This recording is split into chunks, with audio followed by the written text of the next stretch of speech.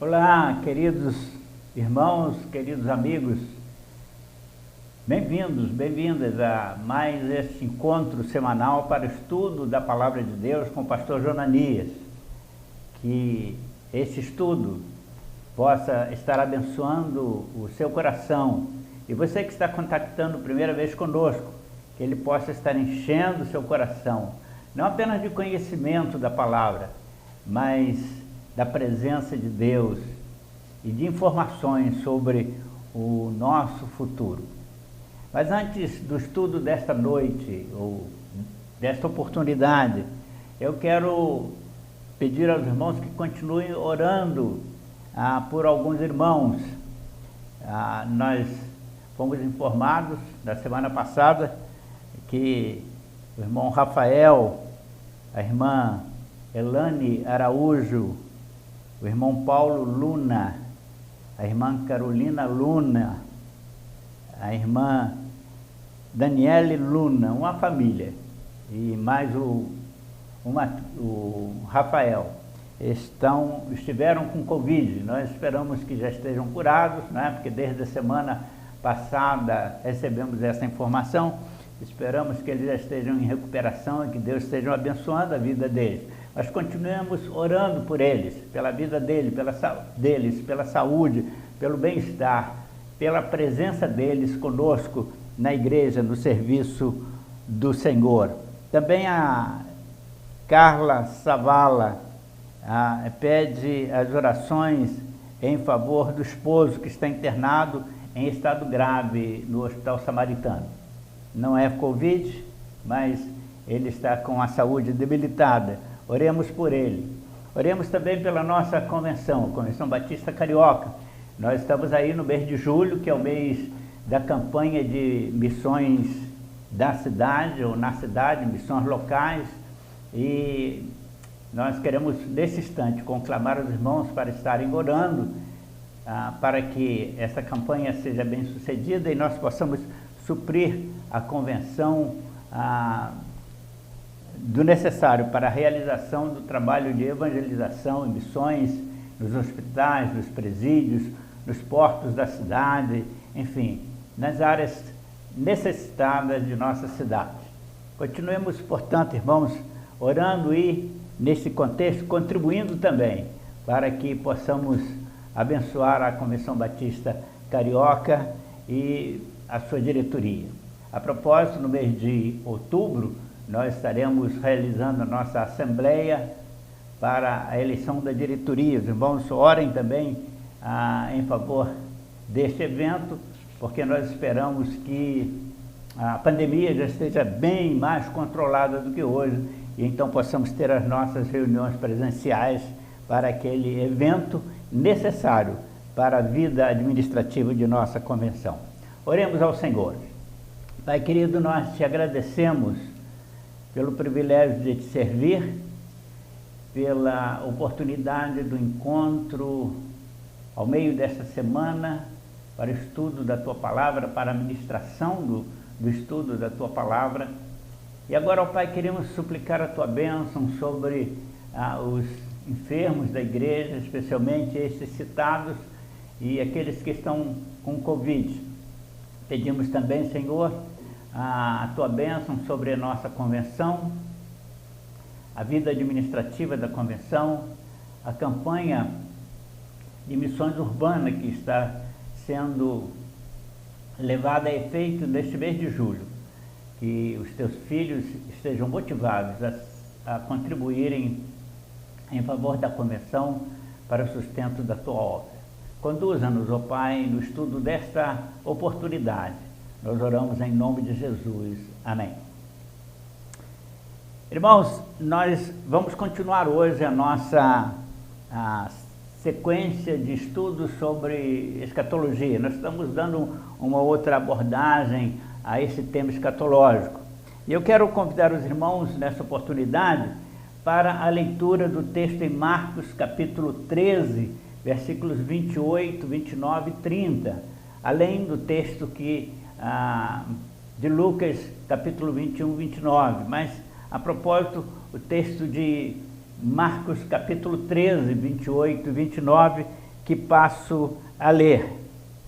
Aprendei, pois, a parábola da figueira, disse Jesus. Quando os seus ramos se tornam tenros e brotam folhas, todos sabem que já está próximo o verão.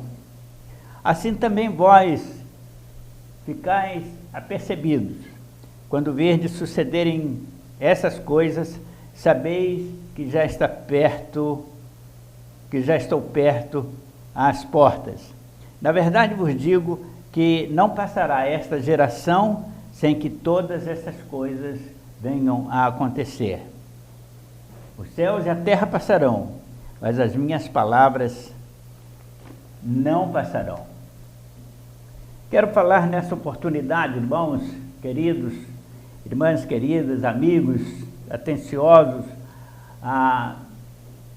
sobre o seguinte tema: prepare-se para a vinda do Senhor.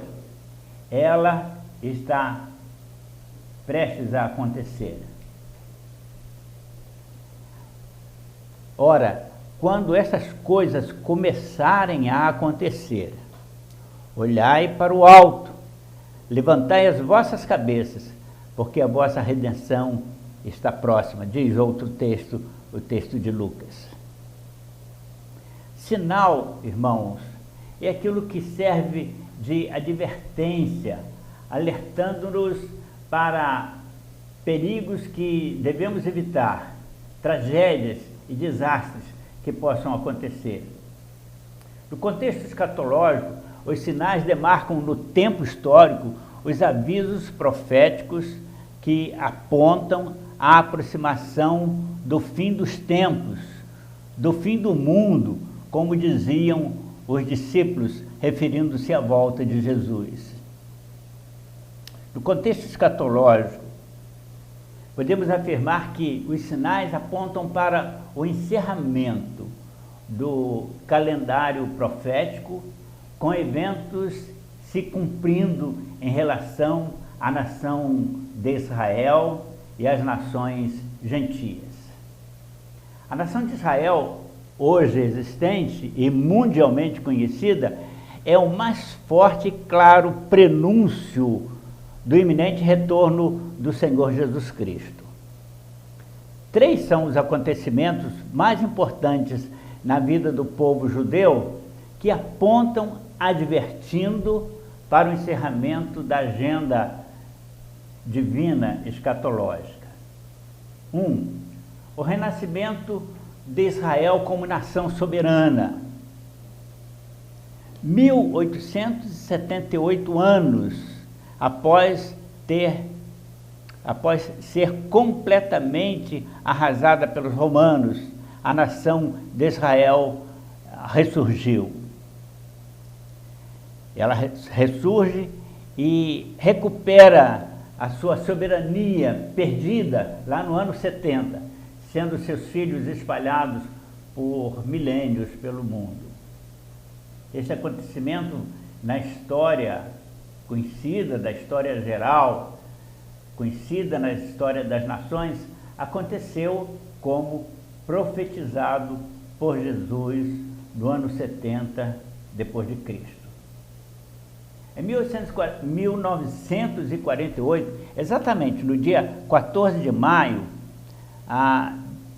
Davi Ben-Gurion, um judeu, antes de ler a declaração de independência da jovem milenar, a nação hebreia, ele leu o texto profético de Isaías, predito 2.648 anos antes daquele dia histórico para Israel e nações do mundo. Isaías 66, versículo 8, está escrito lá: quem jamais ouviu tal coisa? Quem já viu semelhante acontecimento? Pode fazer-se uma nação em um dia? Pode nascer uma nação de uma vez só? Mas Sião está perto de dar à luz a uma nação. Ben-Gurion leu esse texto no dia em que ele, diante das Nações Unidas, lia a carta que dava independência a Israel, tornava Israel uma nação. Também em Ezequiel, capítulos 36 a 37, nós temos ali registrada a visão daquele profeta, a visão do vale dos ossos secos. E aquela visão profetiza sobre o ressurgimento de Israel. E o próprio Senhor Jesus também fala profeticamente desse milagre à própria nação que desapareceria no futuro de Jesus, porque Jesus disse isso no ano 30 e pouco, e 40 anos depois, no ano 70, a nação desapareceria. E Jesus mesmo fala do milagre daquela nação, daquele evento, sobre o seu ressurgimento na parábola que li, a parábola da figueira. O segundo sinal, a retomada de Jerusalém pelos judeus. Na Guerra dos 6 Dias, em julho de 1967, eu já tinha nascido, já andava pela cidade, aconteceu o fato profético milagroso mais extraordinário, entre outros milagres daquela guerra, e que foi a tomada de Jerusalém, a tomada feita pelos judeus, após 1867 anos sem poderem entrar nela. No ano 70, eles foram varridos do mapa, foram espalhados pelo mundo, a cidade de Jerusalém destruída, o templo destruído. Os árabes tomaram conta daquele recinto. Em 1948, ressurge a nação, renasce a nação, milagrosamente. A única nação do mundo que depois de milênio ressurgiu. E ela ressurge com poder, com força, com pujança. E em 1967, eles são atacados. Portanto, aí, menos de 10 anos de vida, né? Eles são atacados, 10 anos não, 20 anos de vida. Eles são atacados pelas nações árabes e, naquele evento, eles retornam, apesar dentro da cidade de Jerusalém. Toda aquela guerra de 1967 foi um milagre, foi um acontecimento milagroso, no qual ficou evidente, bem identificado, o agir de Deus em favor do seu povo e na concretização dos seus propósitos proféticos. Recordando aquele evento,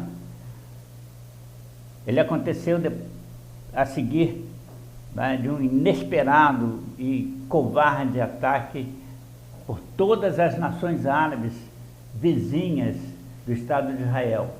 Eles queriam, naquela ocasião, arrasar com Israel, fazer com que aquela nação, jovem nação, desaparecesse do mapa mais uma vez.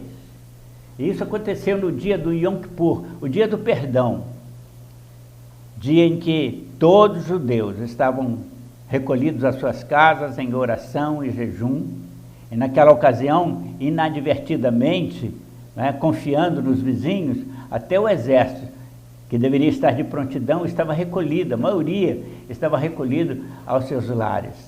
Israel então sofreu o maior e mais vil ataque, sofreu o mais covarde ataque de surpresa e teve que contabilizar muitas perdas, pesadas perdas, não só de material, mas também de vidas. Mas ele não se moveu, Israel não se moveu do lugar até que os dias sagrados fossem todos observados. E então saiu para se defender. E bastou só 3 dias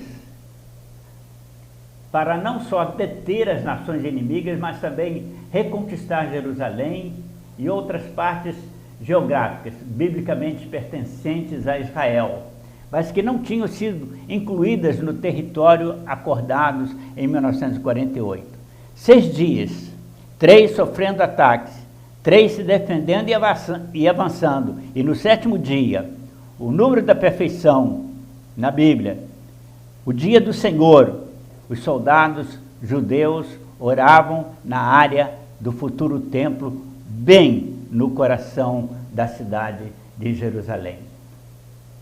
O terceiro sinal, a reconstrução do templo. Este é ainda um sinal que falta, mas que está prestes a cumprir-se nesse contexto escatológico. Há fortes evidências de que em breve essa profecia se cumprirá e o templo será reconstruído, pois as profecias assim o dizem. 1 Tessalonicenses 2, 3, 4. Ninguém se engane, diz o texto, pois não acontecerá o dia da vinda de Cristo sem que antes aconteça a apostasia e se manifeste o homem do pecado, o filho da perdição, o anticristo, o qual resistirá a tudo que se refira a Deus e à adoração a Deus, e se assentará como Deus no templo de Deus, querendo fazer-se um Deus. Meus irmãos, isso pode ocorrer a qualquer momento. E a construção do templo terá que acontecer.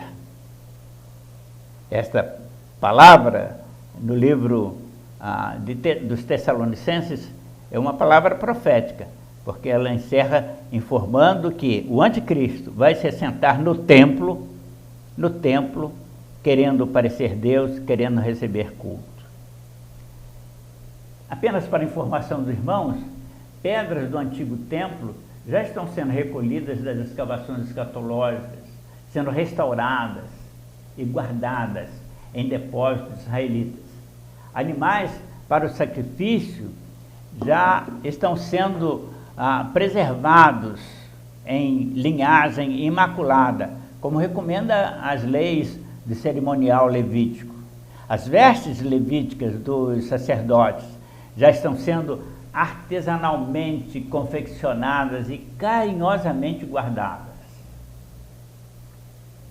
Só falta acontecer a construção do templo, que presumo será em tempo recorde, podendo acontecer antes ou após o arrebatamento da igreja.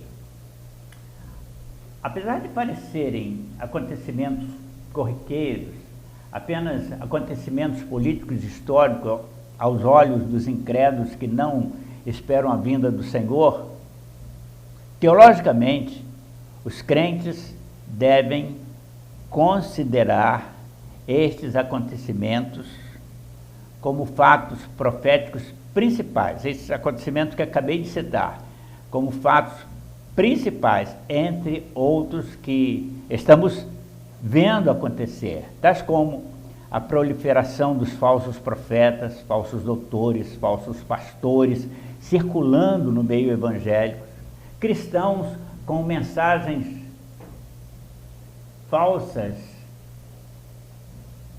ditas em nome do Senhor, proclamando um modo de viver cristão comprometido com o pecado, guerras e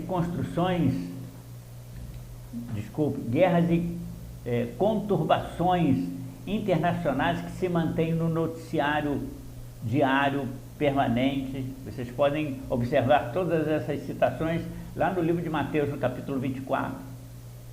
Recrudescimento da perseguição aos crentes em Cristo Jesus, à Igreja de Cristo, inclusive aqui no Brasil. Escândalos entre os da Igreja de Cristo, escândalos de ordem moral, matrimonial, financeira, e até com mortes e assassinatos, como já vimos acontecer aqui no Brasil, e com perversões, escândalos de perversões sexuais no meio dos crentes, multiplicação da iniquidade, da maldade, da falta de amor, tanto no mundo quanto dentro das igrejas que se dizem evangélicas. São fatos aí corriqueiros, permanentes, conhecidos de todos. Terremotos, fomes, pestes, a humanidade sendo assolada pela fome, apesar do avanço tecnológico, apesar da abundância de alimentos no mundo, apesar do avanço científico, que nos dá condição de suprir o mundo todo do que é necessário para a sua subsistência, para a subsistência da população. Mas nós estamos vendo aí, alguns têm muitos e jogam fora, outros não têm nada, morrendo de fome. A propagação, e isso aí, muito interessante, né? A propagação universal do Evangelho de Cristo, que está já nesse nosso tempo, alcançando os confins da terra. Vou ler o texto. Quando este Evangelho do Reino for conhecido em todo o mundo, então virá o fim. Veja bem, irmãos, este é um dos sinais presentes nesse tempo do fim, e especialmente neste tempo agora, quando surgiu e está sendo usado de forma sábia pelas igrejas o uso da internet. Nós mesmos, nesse instante, estamos falando não apenas para a congregação da igreja aqui na freguesia, no Rio de Janeiro, mas estamos ultrapassando fronteiras e chegando além dos oceanos, falando para pessoas muito distantes do nosso Brasil. Estamos chegando ao confim da terra. Como expliquei em estudo recente sobre o arrebatamento, nós não sabemos quando ele ocorrerá. Mas será ele, o arrebatamento, o principal sinal para o início da tribulação, quando recrudescerão todos os sinais que já estamos vendo acontecer. E eles recrudescerão com o surgimento do anticristo. Para então, depois do anticristo, Jesus vir em glória para pôr fim à rebeldia do homem do pecado, dos homens e mulheres pecadores, impenitentes, seguidores do anticristo e das artimanhas de Satanás. Os profetas e os escritos apostólicos discorrem sobre a tribulação que se abaterá sobre este planeta num período de 7 anos antes da vinda do Senhor. A grande tribulação profeticamente prevista e anunciada será o tempo de maior angústia na história da humanidade. A Bíblia é clara a respeito do início da tribulação. Ela se iniciará, diz a Bíblia, logo após o arrebatamento da igreja de Jesus, formada pelos servos fiéis a Jesus Cristo, os crentes que se guardam do pecado, guardam a palavra de Deus, os seus ensinos e seus preceitos em seus corações. Diz Jesus no livro do Apocalipse: como guardastes a minha palavra, também eu te guardarei da hora da tribulação que há de vir sobre o mundo para punir os que habitam na terra. Apocalipse capítulo 3, versículo 10. Logo, a igreja de Cristo não estará aqui e quando a tribulação acontecer, estaremos na presença do Senhor. Nesse período, meus amados, nós estaremos fisicamente transformados e com corpos glorificados, pois seremos ressuscitados, aqueles que tiverem morrido naquela ocasião. Estaremos todos num lugar físico chamado céu, recebendo de Jesus os galardões a que fizemos jus por nosso trabalho para Ele aqui, como igreja cristã, evangélica, como servos de Deus. A tribulação, meus amados, será deflagrada sobre a terra, visando a aplicação do juízo divino sobre a humanidade ímpia, tal como no dilúvio. E visa também a reconciliação de Israel com o seu verdadeiro Messias. Mas a tribulação acontecerá por outros motivos, ainda dentro do projeto divino. Um dos motivos, confirmar a impenitência dos homens que se recusam a arrepender-se, conforme Apocalipse capítulo 16, versículo 11. Lá está escrito, e mesmo em 2, e por causa das suas dores e chagas, blasfemaram do Deus dos céus e não se arrependeram de seus pecados. Outro motivo, destruir o império anticristão, tirando do trono o tirano anticristo e desfazendo o seu governo tenebroso, conforme está escrito em Apocalipse capítulo 16, versículo 10. Desestabilizar o sistema da nova ordem satânica mundial, que já está em processo de implantação nas nações do mundo, inclusive aqui no Brasil. Implantar o reino do nosso Senhor Jesus, após purificar a terra, banindo daqui, pela morte física, todo homem, toda mulher ímpia.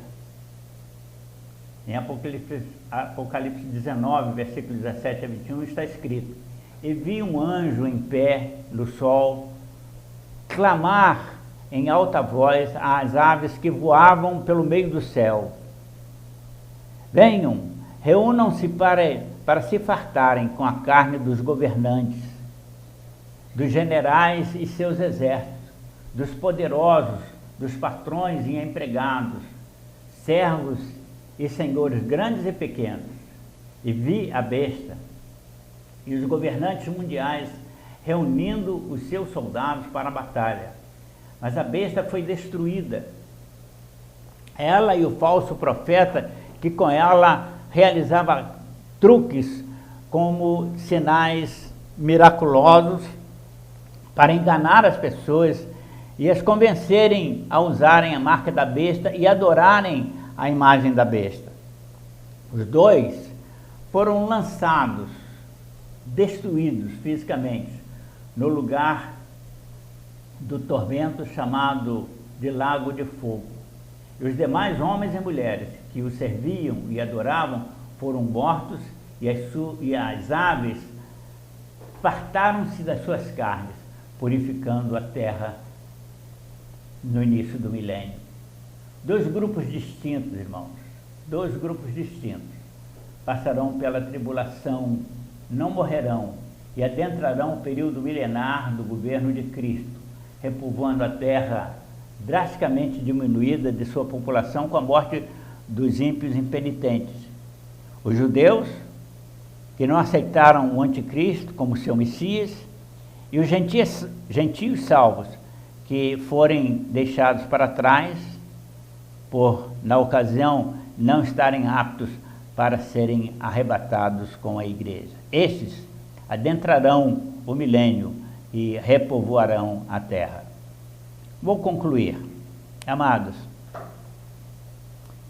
estejas devidamente apercebidos destes acontecimentos profetizados, para que não sejais pegos de surpresa no arrebatamento da igreja. Os que não subirem, os que forem deixados para trás, tanto gentios como judeus, terão que se posicionar por Cristo ou pelo anticristo. E aquele que resistir ao anticristo, declarando-se servo do Altíssimo, será alvo da ira e perseguição da besta. E alguns até serão mortos pelo anticristo. Infelizmente, muitos são os que se acham adormecidos espiritualmente, especialmente entre os jovens filhos de crentes. É hora, irmão, irmã, de despertar dessa letargia, desse sono espiritual e se posicionar resistente. Reaja ao espírito do anticristo que te quer arrastar para o pecado, pois, se não fizer, depois terás que se posicionar contra a própria besta e sofrerás por isso. Irmão, irmã, você, meu caríssimo jovem querida irmãzinha, vocês estarão entre os arrebatados? Estará você acompanhando Jesus quando ele vier acompanhado pela igreja para estabelecer o seu reino milenar após derrotar Satanás? O texto de Judas, versículos 24 e versículo 14 e 15, diz o seguinte: eis que o Senhor vem com milhões dos seus servos para fazer juízo e condenar a todo ímpio que impiamente agirem em seus feitos e proferirem palavras ímpias contra ele. Você estará entre estes que virão para ajudar o Senhor naquele juízo contra o pecado? Amados, que tipo de pessoa, que tipo de crente devemos ser para sermos arrebatados? Pedro, o apóstolo, responde a essa pergunta dizendo que devemos viver de maneira santa e piedosa enquanto aguardamos o dia do Senhor e dessa forma apressando a vinda do dia do Senhor Deus. O texto está lá em 2 Pedro 3, 11 e 12. Irmãos, a espera do dia do Senhor Deus não é motivo para permissão para viver irresponsavelmente comprometido com o modo de vida pecaminoso da presente sociedade. Aguarde, querido, querida, com vigilante expectativa o dia da vinda do Senhor, lembrando que na primeira fase da sua vinda, o Senhor vai arrebatar os seus, aqueles que hoje fazem parte da igreja. Que Deus nos abençoe, amados, que Ele possa acrescentar aquilo que eu não pude colocar em sua mente, em seu coração nessa oportunidade, que Ele te convença da necessidade de uma vida santa, perfeita, o melhor possível, espiritualmente, na presença dEle. Oremos. Pai, te agradecemos pelo estudo desta oportunidade. Pedimos que estejas completando no coração dos meus queridos telespectadores e amigos da internet aquilo que eu não pude fazer por completo. Que a mensagem possa ser entendida e possa surtir efeito na vida dos queridos. E que o amor de Deus, a graça do nosso Senhor e Salvador Jesus e as consolações do Santo Espírito sejam conosco e com todo o povo de Deus espalhado sobre a face da terra, hoje e para sempre. Amém. Oi pessoal, o Panorama Bíblico de hoje vai falar do livro de Jó. Não tem autoria conhecida, mas o livro relata pra gente a história desse homem que era fiel a Deus, mas que viveu muitas provações, perdas, passou pela angústia, o sofrimento, decepções, até que ele ora, pede muito a Deus explicação para tudo aquilo que ele estava vivendo e libera perdão e decide então descansar no Senhor e confiar naquele Deus que sempre cuidou dele. Então, Jó traz para a gente uma lição de fé e confiança, de que nós não devemos julgar o próximo e que essa leitura possa servir para você de conforto, de consolo e também de uma autoanálise, para que a gente possa avaliar como a gente tem depositado a nossa confiança e fé em Deus, apesar das circunstâncias. Deus abençoe a sua leitura.